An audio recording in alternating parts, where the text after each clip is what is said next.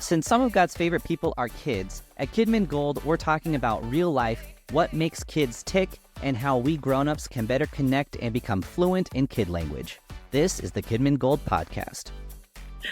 Well, welcome to the KidMin Gold Podcast. Great to see you, my friend. Josh Raffeo. This is Josh. Am I saying your name right? Last name is Raffeo. Raffeo. Raffeo, Okay. yeah. So it's got it. Josh Yeah. Raffeo.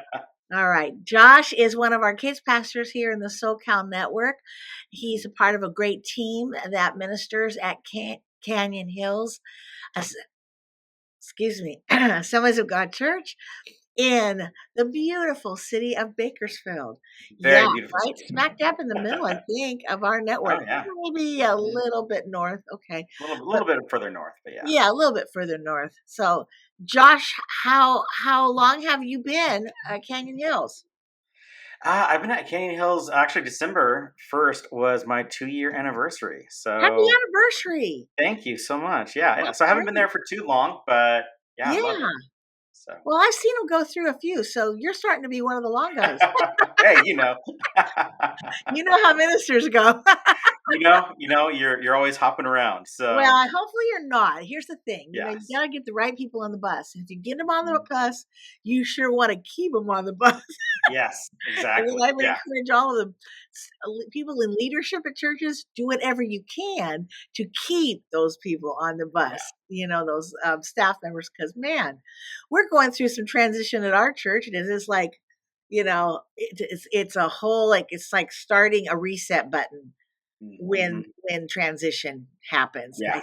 Oh no, it really is. You're resetting whatever that ministry is.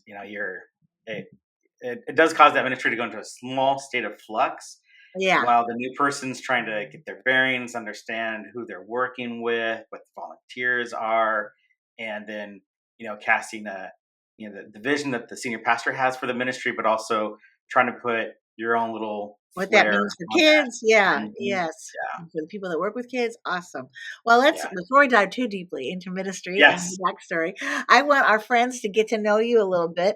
I was thinking about this, Josh. I think one of the big wins about having a podcast like this is all these kids pastors across our network, we get to know each other.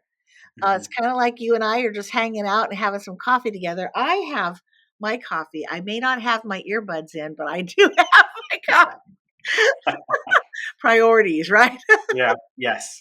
But for all of our listeners today, they can get to know Josh, and that is a win for all of us, and get to know your story a little bit. So, Josh, you are a married man. Tell us about your wife.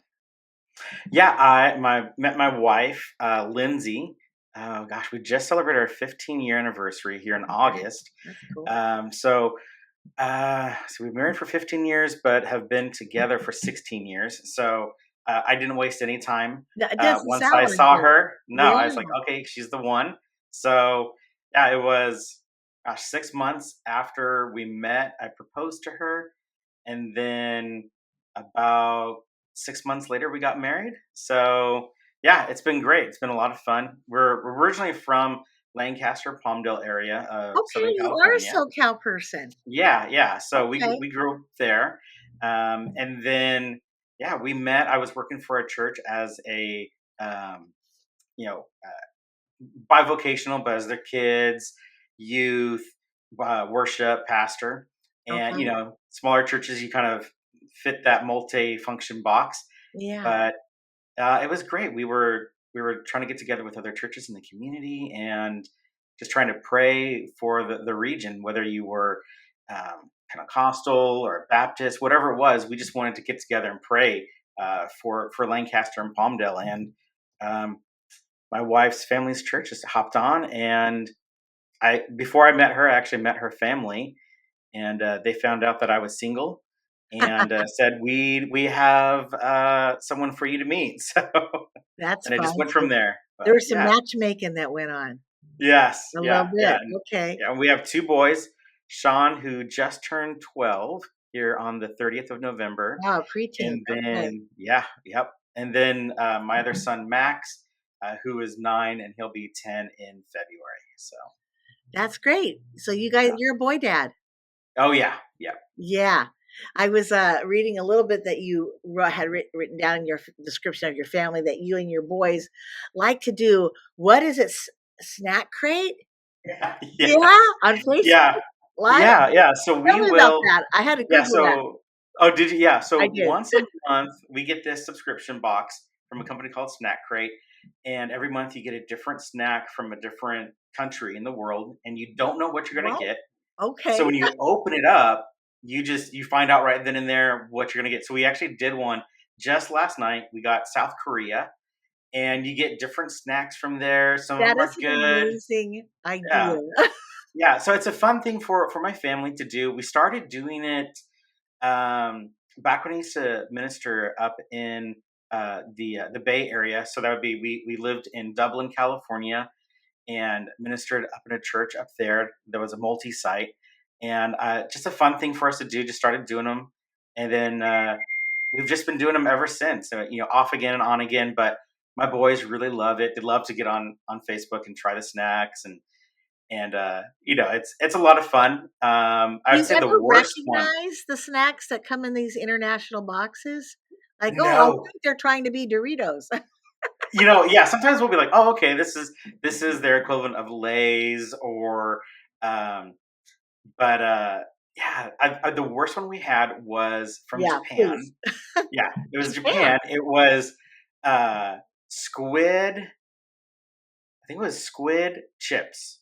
Squid chip. And yeah, it was disgusting. It smelled like rotten fish, and from what I would assume rotten fish tasted like, that's what that tasted like. We were In gagging a and could bag. not get that out of our mouth, no matter how many times you Do brushed. you So guys have any like rules about how you do this? Like we must finish the bag or anything like that? no, the one rule is that no matter how bad it smells, and no matter how much we're all gagging on it, we all have to try it. So we'll take one chip, and you have to do the whole chip. Okay. Um, and sometimes you get like one cookie, so we're all taking a bite out of the same cookie, going around sharing it. And but the rule is you have to do it. You can't not do it. A Okay. lot of times, my boys, when they see that I'm already gagging on it, they'll take a small little bite and then run straight to go spit it out. So, but it's a lot of fun. They really enjoy it. So, That's awesome. yeah, I've had the opportunity to be in a few countries with for mission trips, and yeah. they'll take the big bus and pull into some stops, side of the road thing and bring back a box of snacks for all of us. And Hmm. yeah, I've had a few interesting things, but I'll be honest, a lot of it was way better than what I have here in my own country.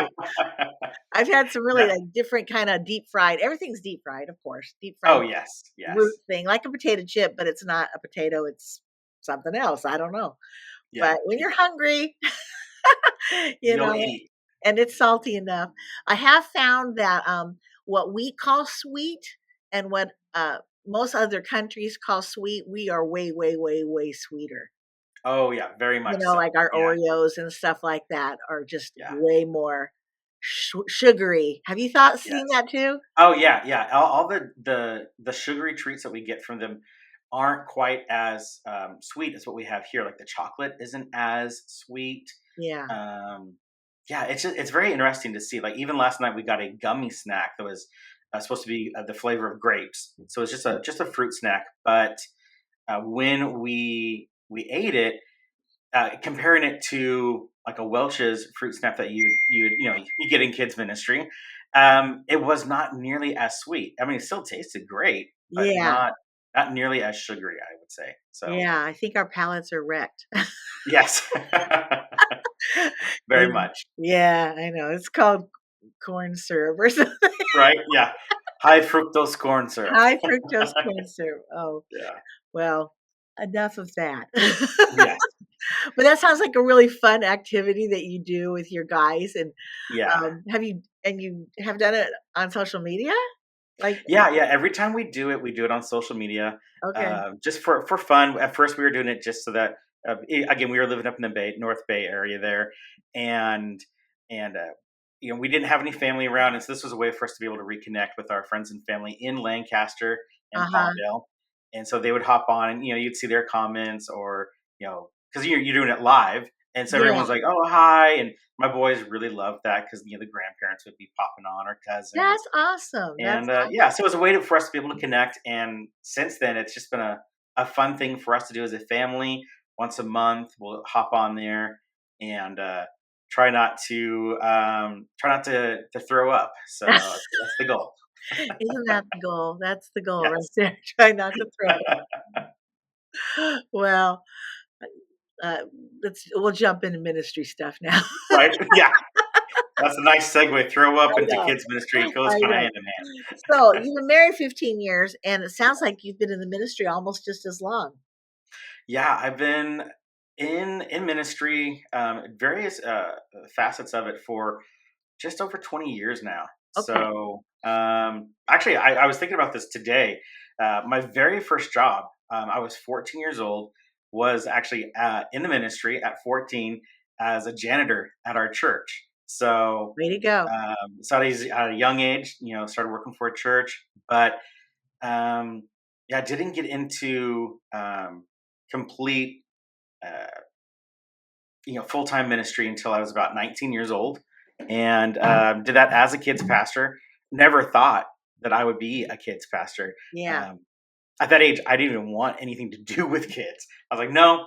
If I was going to go into ministry, I'd go the youth route or older because sure. I didn't like kids. Yeah. But when God opened up that door, He reminded me of myself when I was 9 years old, and I went to a private Christian school, and the senior pastor for the church would come over to our school and read us Bible stories on our lunchtime. And I remember praying, uh, I was like, God, when I grow up, that's what I want to do. I want to be a pastor Wow. and share the gospel to kids. Wow. And the Lord reminded me of that when that was the door that He was opening for me. And yeah, it was great. I mean, I would say as a children's pastor, my first job, again, 19, thrown into the deep end, where we had a children's ministry of around 2,000 kids. And I wasn't the senior kids pastor, but still had my role as one of the children's pastors for the church. And I learned a lot very quickly. Okay. I look back now and I'm like, why would they take a 19-year-old kid and throw into that and allow me No, like, to like have not. influence? Yeah, like I would not do that. But God used that. I learned a lot, and I worked with kids, youth, next gen pastor, family pastor, and it's been great. One of the things that I would say in the last 10 years that God's really put on my heart to do is a lot of churches that I work for. I noticed that they don't have a special needs ministry. And so that's one of the first things that I try to start is, okay, there's no special needs ministry here. What room can we do, or how can we, integrate maybe a space inside of that room to be dedicated just for kids with special needs? There's such a huge need for that. And, here at Canyon Hills, many, many people know that we have a whole building dedicated just for that, called Champions Club. And that has been the joy and highlight for me, at Canyon Hills, is the love and compassion that they have for kids with special needs, and that having that building is great because you're always like, okay, where am I? Well, okay, I can dedicate this corner to be something for kids with special needs, or Yeah. maybe this room, and trying to figure that out. So it's been great to just to see that and So how God's opened that up for me. before Canyon Hills, were you already feeling that burden on your heart for the special needs community? Yes. Yeah, yes, yeah. So, yeah, like I said, like the last 10 years, because I've only been at Canyon, on staff at Canyon for 2 years. We were going to Canyon for a year before I actually came on staff. But it's always been on my heart just to see that group of kids that a lot of churches don't have the ability or not know how to meet that need within Yeah. the community. Yeah. And so you'd get families that come to the church. You're like, oh, my child has, autism, or they're in a wheelchair, or, they're nonverbal. And then as a children's pastor, you hear that and you're like, oh, wow, we need to meet this family where they're at. We can't expect them to meet us. We need to go to them and just trying to figure out, how do we do this? What do I need to do so that this child knows who Jesus is and how much He loves them, and that He created them the way that they are, and that they're not different. They're not an outcast. but they're loved, they're accepted, they're chosen by God. But how do you relate the gospel to that child in a way that they're going to understand it? So, I'll be honest, Josh, because this challenges me a lot, and I'm no longer a kids pastor, but I was one for quite a long mhm. time. And, you know, to you already as a kids pastor, you're stretching your faith for the basic volunteer needs, right? Yeah. And space needs and all that. Like, okay, this is a whole nother kind of, it's really, I'd Mhm. say it's children's ministries, yes, but it's missions work. It's a unique people group, right? Yeah. You're going to learn a new language practically, a way to communicate, and a whole new culture, of how you're going to Mhm. minister to this wonderful group of people, because God's bringing them to you. So, and for me, I've never was at a mega church like you, but I ministered at a church with, where I had about 100 kids on a Sunday morning from preschool to elementary. And Mhm. we always had one or two, kids who were special needs that we incorporated, and somehow they were capable enough to keep up with the kids, with Down syndrome kiddos, and who are mostly, really, honestly, they were probably young adults that were with us that we Yeah. mainstreamed, and then we had in our preschool, we also would do like a one-on-one, so that person would have the child would have their buddy, Yeah. who's helping them. So so we tried to make it work in our context, but we didn't know what we were doing, and we were really just trying to get by, I'll be honest. But Mhm. when I watch what you guys are doing at Canyon, you are treating it as a full-fledged mission field that you are attacking, you're going after. Yeah. You're trying to aggressively say, "Come here, be a part of us." And, and so I assume you've seen it go from 0 to not 0. So about how many Yeah. are you serving? Yeah. So in our Champions Club, we actually have it divided into two areas right now. We're about to launch a third. So we have what we call little champs, which would be 5-year olds all the way up through high school. And then we have what we call big champs, which is our 18 and older. Oh They're my. in two different Yeah. areas. And I have the privilege of being able to serve and oversee that ministry as well. Wow. And just in our what we call little champs, gosh, this last Sunday we ended up having 18 little champs. Our typical before then would be we've been averaging now 13, 14 kids, and then it just boop, big jump up. Obviously I was scrambling and like, okay, Lord, you knew that these kids were going to show up, even though I didn't know we were going to have 18, because we do a Texan church reservation. So when the family's going to be showing up, Yeah. they'll get a text message and they'll say, hey, we're going to be there this Sunday. That way I know how many kids we're going to have, how many volunteers I need, what kids are coming, because then you've got some kids where they're nonverbal. They are, they have autism, but they're they're sweet kids and they don't need a one-on-one. And so Yeah. like, okay, with these kids, I can do one volunteer to 3 of these kids. Yeah. Whereas okay, well, this child is very high on the spectrum and he's Right. going to need a one-on-one. And Yeah. so I'm able to make my phone calls and text messages to get those kids partnered up with their buddies. But this last Sunday, we're like, okay, we went from 13 to 18, and the extra kids that we got are ones when they were showing up that needed the one-on-one. And so, I'm blessed that I have leaders that I'm able to be like, okay, you stay here. I'm going to go run through the sanctuary and see who I can find that's background checked.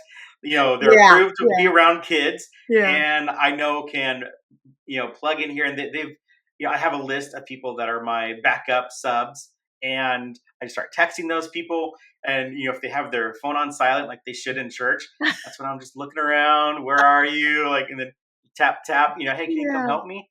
So but yeah, we're this last Sunday we had 18 little guys, and in our big champs we're running between 5 and 7 adults. So Wow. God's really Wow. growing it.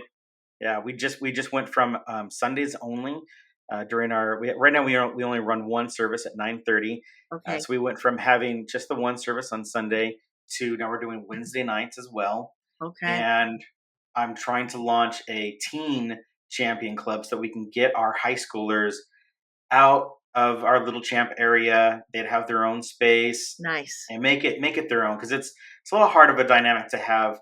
Right. We have a 16-year-old who is, I think he's 6'2", 6'3", and to be able to minister to him at the same time as you're trying to minister to a little 5-year-old, it's quite the different dynamic there. And so we really need to move them into their own space and minister to them. So been growing that volunteer team, and I'm hoping that we'll be able to launch that here any week now. So Okay. And you say volunteer team. So all these folks that are serving, they're not like being mm-mm. compensated for this, and they're Yeah, not professional right. in that field, I assume. So I'm sure what's the training time look like for your team members? Yeah, so for our team, we do, about a quarterly training with them where I'll get them together and we'll go over a new aspect of the curriculum or challenges that we're seeing or that they're seeing and whoever they're buddied up with.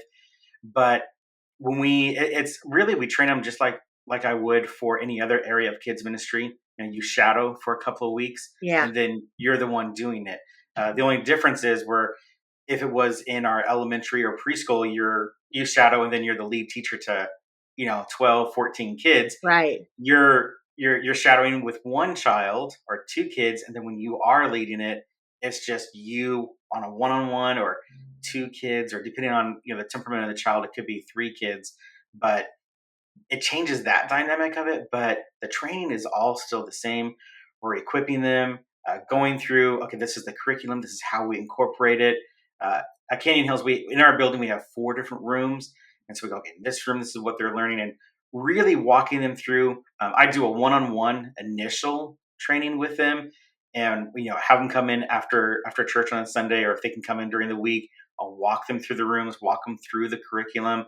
I also have training videos that I've made so they can watch all of those. But I mean, just like anything, the hands-on portion of learning and training is where you learn the most.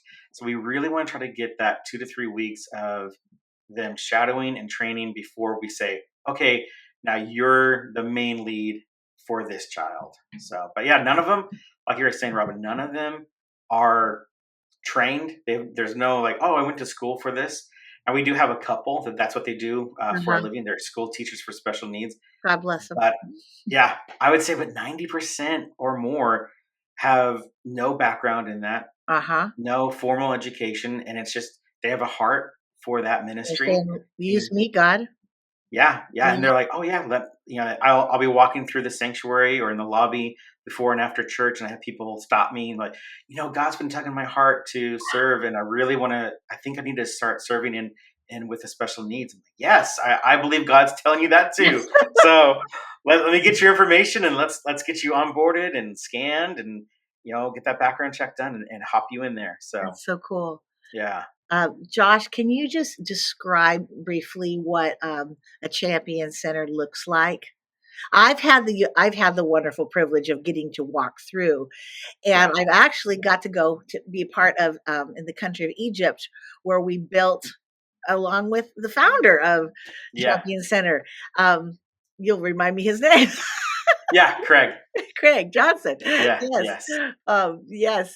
And got to be a part of seeing, and this is the crazy thing, the ones that were being built in Egypt that were already established, the first ones serving this entire Arabic country, uh, and leading with the gospel of Jesus Christ in this Muslim world.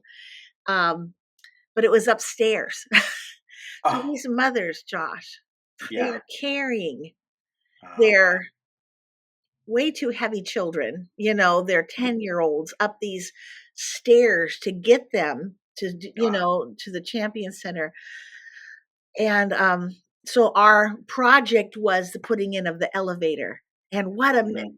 and I'm a grandma, I'm a mom. I mean, I Yeah. couldn't do it. You would do whatever you had to do, though, to not Yeah. have to. And this is the stories that we were understanding that, well, the other option is that they would have to chain their child to the bed while they go to the grocery store, and the Mhm. things that they've become. This is just normal survival of everyday life. Um, so it's in another cultural context like Egypt. It's there's uh, so much more of the curse of having a child. They Yeah. believe it's a curse culturally that so the children are hidden, never seen, you know, and to have a kind of a place, a ministry where they are not only recognized, but we celebrate them, we affirm them, and Mhm. and then I want you to describe what the rooms look like. I got to see them. You tell us. Yeah, yeah. So, like I said, at Canyon Hills, we're blessed. We had a donor that whose his wife has a sister, had a sister that was bound to a wheelchair, and when they would go to church as a child, her sister couldn't go into the church because there wasn't a ramp; it was just stairs, and so they would have to sit outside the church to hear the gospel. Wow. So they had this heart, God put it on their heart to have a building where we would have a center for children with special needs. And so he's, I want to make this happen. And so God provided for us, and we have a beautiful building. Now, our building has 4 massive rooms inside of it. One room, we call it the worship room, and the kids go in there. We have a cartoon worship that plays, and we have musical instruments. And so kids that want to, they can grab a musical instrument and shake the maracas or hit the Yeah. tambourine. We also have a small lesson that goes with that worship room, and so they'll if we can get the child to come sit down and go through that lesson with them, then like great. But if they're not feeling it that morning to be able to sit down to go through the lesson in that particular room, then we want to encourage them to just freely worship God, and so they'll sing along, they'll move. We have one little girl who's in a wheelchair, and she's nonverbal, and she has no motor function skill. So, but she loves to sit in there and just hears the music, and she'll, as much as she can, she moves her body back and forth. It gets the biggest grin on her face, and you know that she's interacting with God through that worship music, Yeah. and she's Yeah. just pouring her heart out to Him. I So bet that's it's our the worship highlight room. of her week, you know? Oh yeah, no, the parents say that when she's not there on Sundays, they can tell a difference in her. Wow. Wow. So they try not to miss a Sunday. Then we have our next room down from that is the spiritual room. This is where they'll get the main lesson with Champions Club. If a church goes with the Champions Club curriculum, because it is a curriculum, Uh-huh. there's you do the lesson twice a week, so it's the same lesson back to back for that repetition, so the child remembers the lesson and it's really ingrained into them. So when they go into the spiritual room, they have their lesson. One page is the lesson story to it with questions that parents can ask them on their drive home or throughout the week. And then on the back side is a coloring page that they'll get to color. And then for us to have an added extra thing that we do with them as well, beyond just the papers that go with Champions Club, I'll also turn on Right Now Media, and we'll find Superbook or something that has the lesson that goes along with it, so Uh-huh. they can see it as well on the TV. Of okay, this cartoon talks about what my buddy was just talking to me about. So Mm. we have that. We have another room that's called the sensory room, and it's a room where we keep the lights off, but it has all these glowing bubbles, lights, black lights, so it's still well lit, but everything glows in the dark. And that's when we say sensory room, it's that a child that is feeling overwhelmed by maybe the noise that's going on in the other rooms and just needs to separate themselves and just Yes. relax and calm down. They go into this room, and again, we have curriculum that's inside of that room as well. But they'll sit in there and they'll just kind of mellow out. A lot of times they'll just sit up by where we have these tall pillars that have bubbles that light up and little fish that swim up and down, and they'll just sit there and they'll calm down, relax, and watch the fish and the bubbles go up and down. Oh, I would do that. Yeah, that's my favorite room. It's very relaxing. We Uh-huh. have some very comfortable chairs in there. That's Not that wonderful. I've taken a nap or anything, but and then our last room we have is called the playroom, and that's just where the kids can burn off all that energy that they have. We've got swings in there. Mm. It's padded so that if they fall off of a swing, they're not going to get hurt. We got trampolines in there, crash pads, and then we also have a TV in there that we play different you know, cartoons or movies where they can get the wiggles out and they mimic like a little Danny Go style stuff in there. So, That's but that's the amazing. 4 rooms that we have. The kids the way we work it is every 20 minutes. The kids are in small groups, and so there'll be a group of 4 to 5 kids with their buddies, and they rotate every 20 minutes, room to room, or Okay. we call them stations. So they rotate station to station within that small group, and yeah, it's amazing to see how much you can see at the end of the day which room the kids love the most. And some of them have their favorites, and that's the room they always want to go to. So when they get to church on Sunday morning, we're like, okay, we know that this child wants to go to the playroom first, or this one Yeah. wants to go look at the bubbles, or wherever they want to go. And we always want the kids to start off in the rooms that they want to be in, and then we rotate them from there. Okay. So You start with the yeah, favorite. exactly. Yeah. That's beautiful. Um, how do you let the people know in your community that you have such a great place prepared for them? Mm. Yeah. So for myself, I go out into the community, different events that are happening. There's Down syndrome walks, there's Race for Autism, and I go out there and set up a table and just let people know, Okay. hey, we're Canyon Hills. We have this ministry. We'd love for you to come out here. A lot of times it's word of mouth because it's such a close knit community, I can see that. and these They families tell see each each other. other. Yeah, Yeah. they see each other all the time, and they're like, "Oh, are you looking for a church?" And there's a lot of great churches in Bakersfield, and more of them are starting to start these special needs ministries, Okay. and finding space for them so that we can do it. So for right now, a lot of these churches will tell them, "Oh, you need to go to Canyon Hills. They have a whole building dedicated for this." Yeah. And so now I'm like, "Hey, that's great." Uh-huh. But our building only holds so many kids. So when I find out, I'll ask, I'm always asking, hey, how did you hear about Canyon Hills? Where are you coming to us from? And I hear their story of, we were at this church, but they didn't have a special needs ministry, so they told us to come to you. Then I take that like, oh, that's great. And then I make sure when I'm back in the office that week, I'm calling that church and I'm asking them, hey, thank you so much for referring this family to us. We really appreciate that. Have you ever thought of starting your Really? own ministry? Okay. Uh-huh. And so then I work with them on how they can start their own special needs program. That's So, because awesome. there's That's so many kids. kingdom-minded right there. Yeah. Yeah. Right. Right? Yeah. Yeah. I love So, that. So, most of our churches and the people that are listening right now are a part of a church where they don't have a giant building, and maybe they have as many as 50 kids they're serving in their church, or maybe they're yeah. serving 25 kids at their church. Mhm.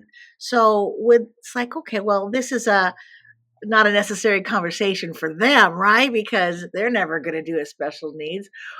Can you be too small to have a No, special needs? no, you can, even if your whole children's ministry, say you have 25 kids or even less than that, and Uh-huh. you're in a small little room for your kids, if you can designate a corner, make that corner have all 4 stations in there. Have tactile sensory things for them, little Okay. squishy toys or maracas. So when it is worship time with the other kids in the room, they can grab their noisemakers and make noise. Have headphones for them Headphones. so that when Yeah, it's too loud, they can have their headphones on and then they're not going to get overwhelmed with all the sensory that's happening for them. that's great. Um, and even feel like I can't even give a corner because we still don't even have that space. I tell a lot of those churches that's fine. Do a buddy system one on one with that child and get a little backpack. And inside of that backpack, put those fidget toys, headphones, maracas, little things that's going to help that child through the Sunday school hour or however long the service is. But Yeah. have that backpack so that they're able to still feel a part of the service, and they're able to interact and learn about God where they're at. Because you cannot expect a child, no matter how old they are, to to catch it like, oh, I'm going to come talk to this 12th grader, but I'm going to expect my kindergartner to understand how I'm talking to this 12th grader. It doesn't work like that. And Right. especially with kids with special needs, you have to take it to them. And so when you have that buddy, they really become that children's pastor to that child, and Okay. they're Back ministering it to up, my them. friend. Could you say that Hmm. sentence one more time? Yeah. So your volunteer, the buddy that is going to be one-on-one with that child with special needs. Yeah. They are the children's pastor to that child. That's gorgeous. Yeah. That they are going to build that relationship with that buddy, with that leader. The Mhm. parents are going to get to know that leader, and maybe it's not the same leader week in and week out. If you only have one service, then you're going to want to make sure that volunteer is connected into the sanctuary as well.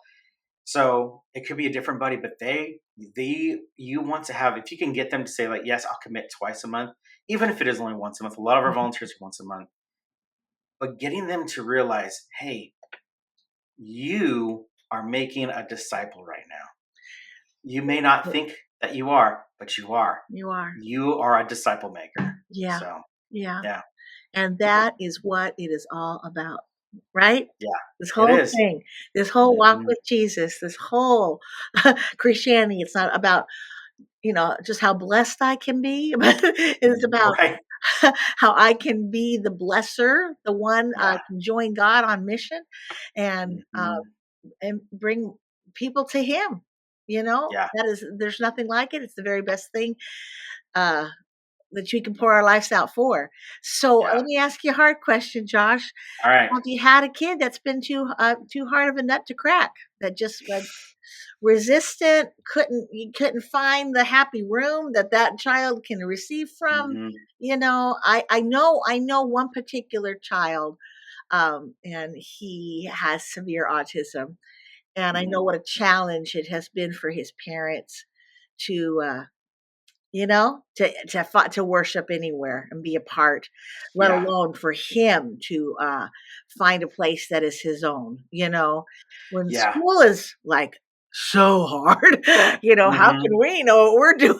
A bunch of church Yeah. folks. Yeah. No, we I would say probably about a month and a half ago, I was talking to a parent who was brought to our church because she was, of all places, just at a grocery store, and we had a mother from our church.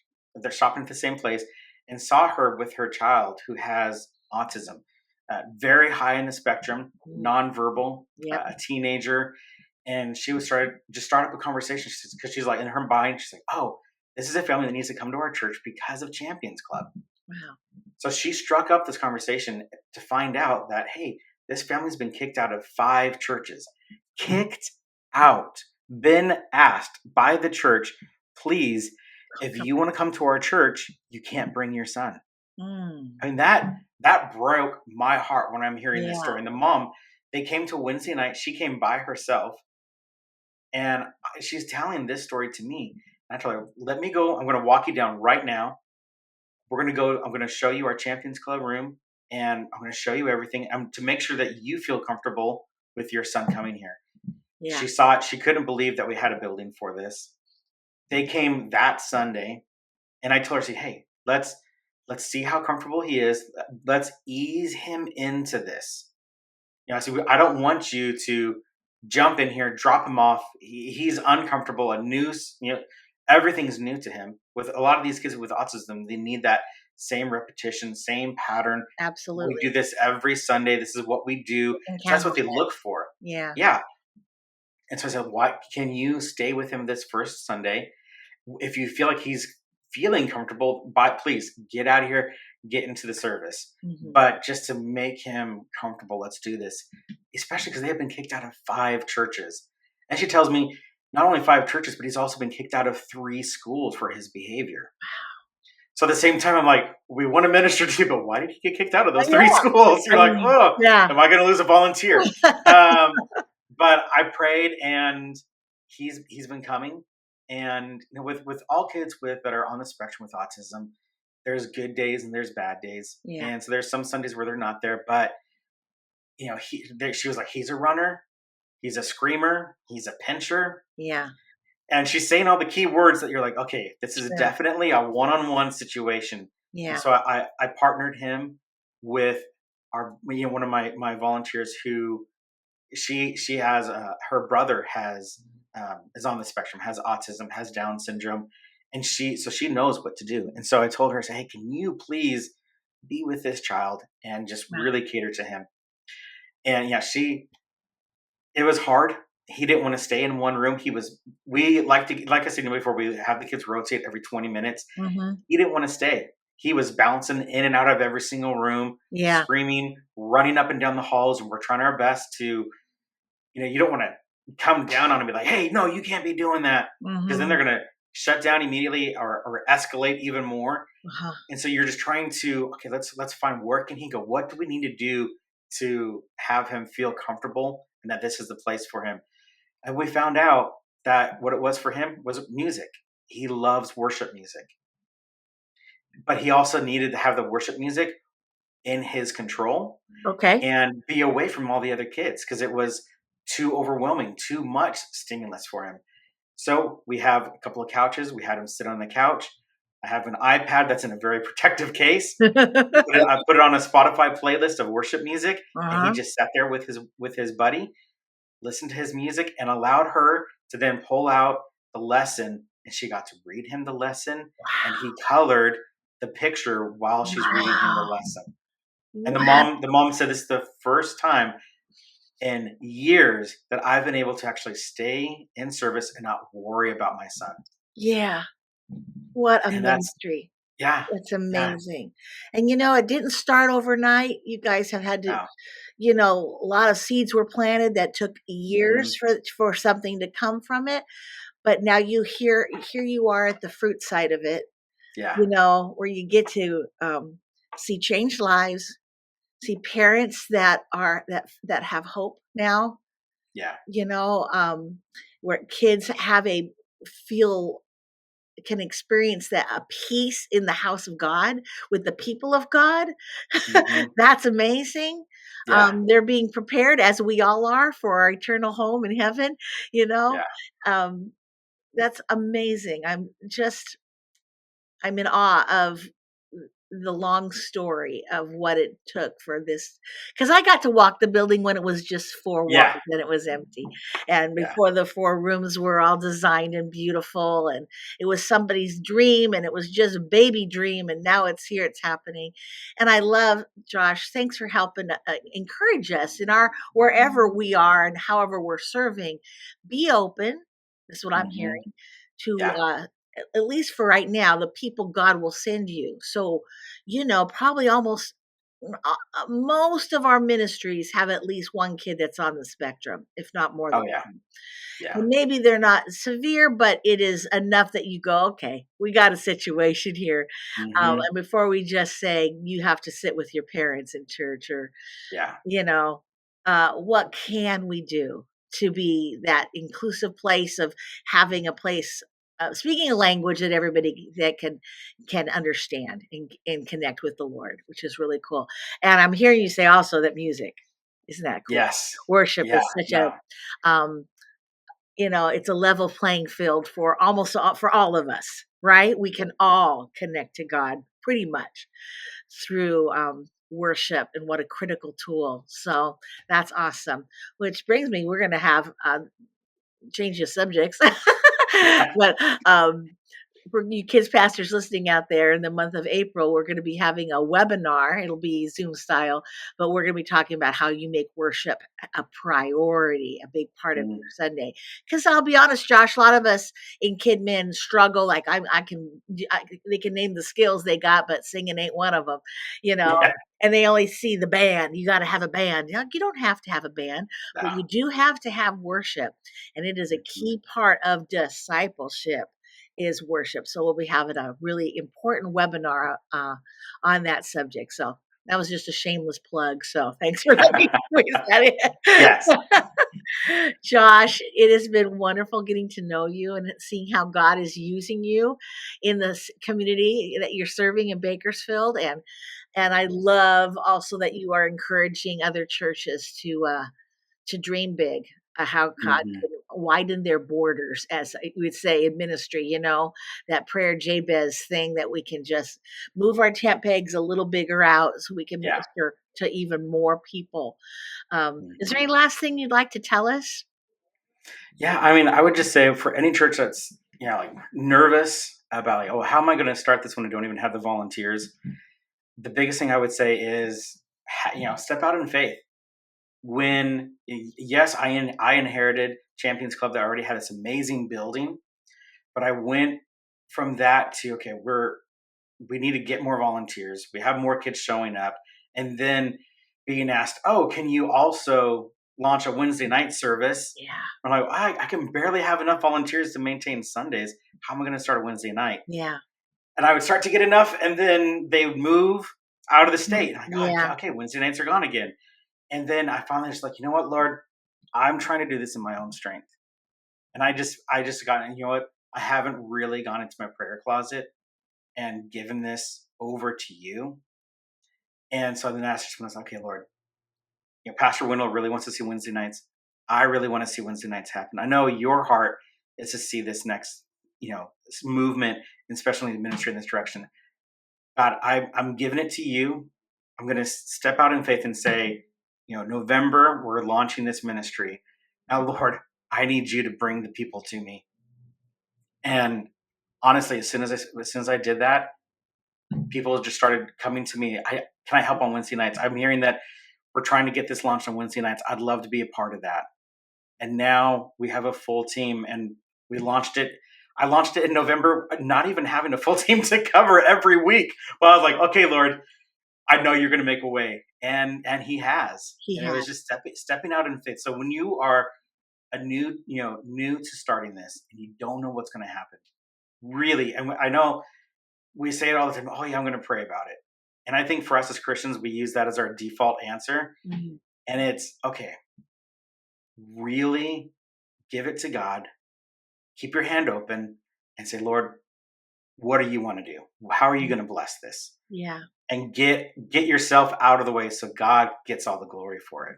So I'm even going to say, Josh, you're probably not going to see all your little ducks in a row before you know, it's yeah. kind of like, you're a dad, you and your wife, like, are we ready for kids? You're never ready for kids. Nobody's ever Mm-hmm. ready. Right. Yeah. So you do the best you can do and you Yeah. prepare, but God requires this of all of us believers is faith. Yeah. And it's not to be foolish, but it is, without the ducks in a row, we're flying this baby. We're launching. Here we go. Yeah. Um, Yeah. and how awesome it is that God shows up.